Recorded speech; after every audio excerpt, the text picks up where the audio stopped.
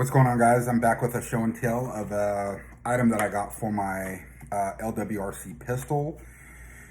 It is the Cloud Defensive OWL. So my initial, actually before I get started, I do have a loaded magazine in here, but I have nothing in the chamber.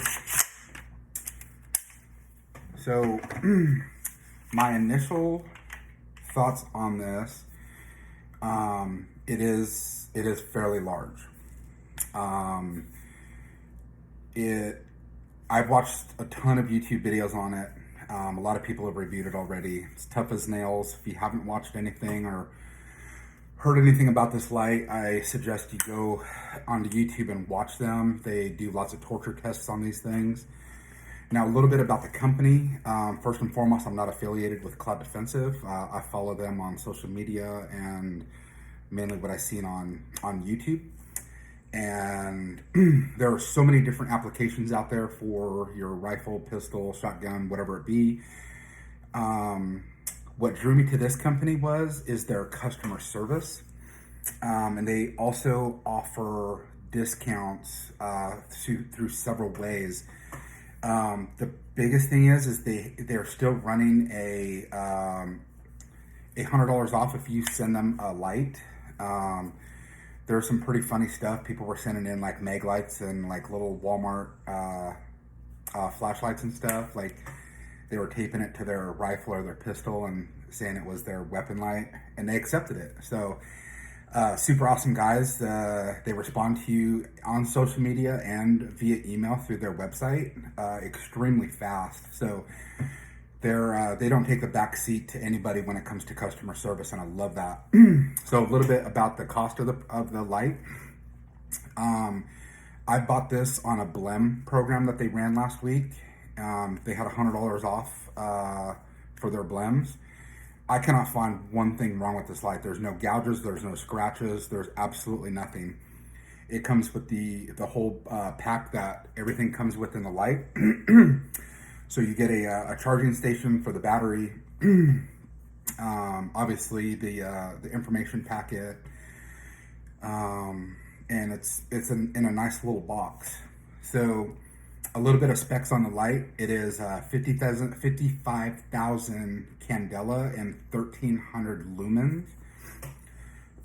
So Aaron at Sage Dynamics does a phenomenal review on this light versus, I want to say it was two other lights. Maybe it might have been one other light, but one of them was a Surefire. This light is extremely bright. Is it made for home defense? It can. I've had every light off in my house. I live in a townhome actually, so I have an upstairs and a downstairs, and I have white walls. So it was probably 11, 12 o'clock at night, and I had every light off in the house. Everything. It was pitch dark, so I wanted to see what this would look like bouncing back to me off of a white wall. And I did not get blinded by the light. So that is a good thing. That's something to take into consideration for a home defense setup. Is your light too bright? Now, some people could say like, oh, there's no such thing as too bright. Absolutely there is. So some people have mirrors or large picture frames or big screen TVs and stuff, and that light bounces off of those things and possibly bounces back into your face. That could blind you from the direction that you're looking, or a target or an intruder, or whatever it is for an in-home purpose. So I don't know the exact weight on it, but I know it was just shy of 12 ounces. You definitely feel the weight of the light on the front of the handguard.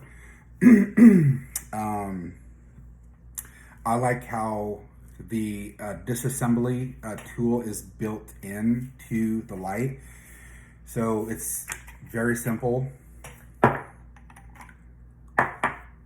If you guys haven't seen videos on how to take these apart, sorry, I can never remember which way. So anyway, the backing has kind of like a wrench style to remove the screw.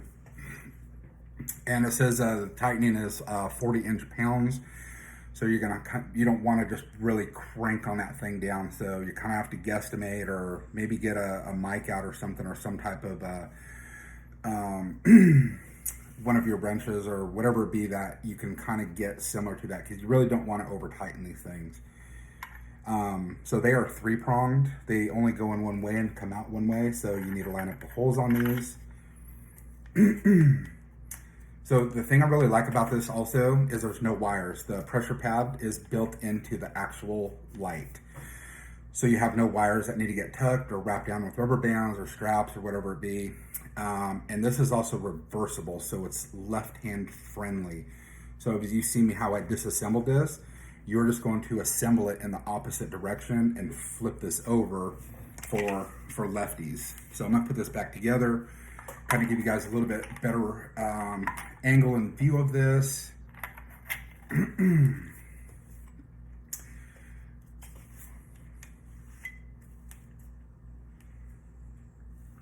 And no matter where you press on this pad, it will activate the light. So there's a momentary, so if you hold it down, just pretty much like any other light out on the market, it'll shut off, or it's just one click and it stays on constant. There's no strobe feature. It doesn't hurt my feelings one bit. So with shipping and everything, I paid $312 for this light. So I could have went with Surefire, because I've run Surefire on a lot of my firearms, especially my pistols. I love the X300s. That just didn't seem adequate enough for this use. Now, am I going to be shooting out to 100 yards with this thing? I don't know. I'm somebody that wants to be prepared and well-versed on, if the event arises, I have to be able to identify something out at that distance.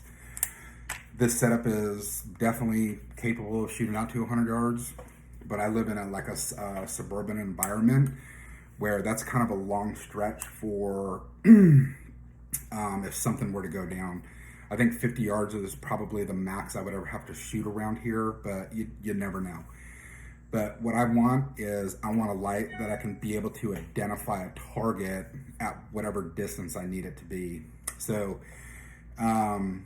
man, check these guys out. Like I said, they respond to everything. They respond to social media. So if you send them a message on Instagram, they'll respond to it. So when I got this in, I had it all set up. I sent a picture of it, told them how much I loved it, and they were thumbs up back, and I'm like, glad you love it. And as I just seen just a few minutes before I started making this video, I was going through Instagram. They are getting ready to drop their pistol light.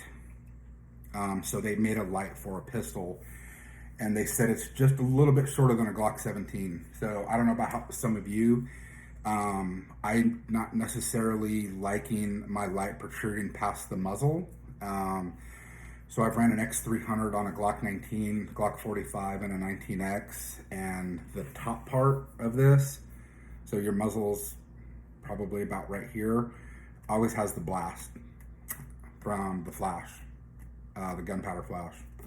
And it's not about aesthetics for me, it's over time. I've had buddies burn those out, running several hundred rounds throughout a day, because these things do get hot, especially that constant flash, and they've melted the front of their flashlight.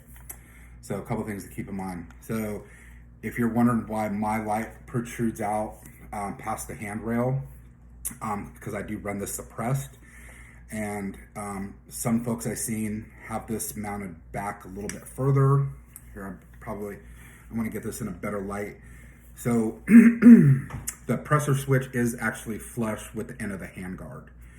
But I have buddies that have the same light, and they run theirs back to where the end of the flashlight is flush with the handguard, but they don't run suppressed. So, and the reason I do that is, you're never gonna, if you run a suppressor and you're shooting in low light or no light, you will have the side of your suppressor is going to look like a lightsaber at night. It'll be this white stick glow. I'm sure you've seen videos where folks are shooting suppressed ARs at night with a light, and they're like, what is that glow stick on the front? Because a couple years ago, I remember when I seen it, I'm like, what the fuck is that? And it was their flashlight beaming off the side of their suppressor. So I run mine forward as far as possible because I want minimal, and the can that I run is 6.9 inches. So that is just a personal preference. If you ever get one of these or you get any other light, keep that in mind if you run a suppressor. So even your muzzle, your light can still retract off of this also. So keep those things in mind. Lights are not, to me, they're not just a mount and go. You need to run them in different areas of your firearm if it allows you to. Like a pistol, there's only one spot to mount on your pistol, on the rail. There's no forward or backward on it. But when it comes to ARs, you have all these rails. You can mount them anywhere you want. Mine also is because this is a 10.3 inch pistol. So I'm gonna turn this around. So there's my hand stop right there. So when I'm shooting, this is a natural grip for me.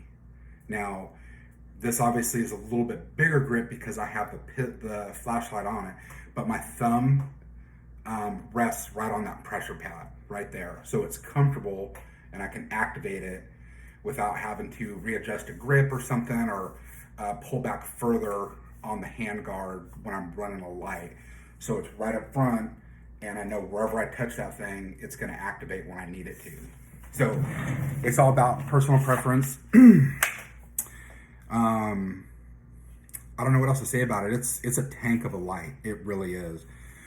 There's other videos out there where people were smashing it with rocks, running over it with trucks, using their AR as a baseball bat and hitting trees with it, which made me cringe a little bit. I wish I had that kind of money. But and they also have a lifetime warranty, no questions asked if you follow their instruction manual. So if it's one piece that needs to get replaced, they will replace it at no charge. If it's the entire light, they'll replace it at no charge. They definitely stand behind their product. It's kind of hard to find companies that do that. Like I said, I'm a Surefire guy. I've owned and own a lot of Surefire lights. I've had them crap out on me, and it's almost like an act of God to get a customer service rep to warranty that light out. That's just been my experiences with Surefire. I also run Streamlights. Those are kind of in the price realm where if I broke one, it's easily replaceable. They're $100, 150 max. So hopefully this will be the final light for this AR setup. I certainly don't ever see this thing breaking down on me, but check them out, guys. You'll be happy. The weight is noticeable, but I'm somebody that practices at home, just playing with this pistol, because that 12 ounces is noticeable. So if you're out shooting all day, if you're a right-handed shooter, your left arm, your left bicep is going to be pretty sore by the end of the day. So, and I'm still trying to figure out how to add clips into my videos, because I have some videos of me shooting this that I'm trying to add into another video that I'm still trying to upload. But anyway, guys, I just wanted to do a quick show and tell. I bet some of you guys run this. Let me know what you think of it. If you have any questions about it, let me know. I always answer all of your responses, whether it's good or bad. But I just wanted to do a quick show and tell, guys. Hope y'all are safe, and I will see y'all soon.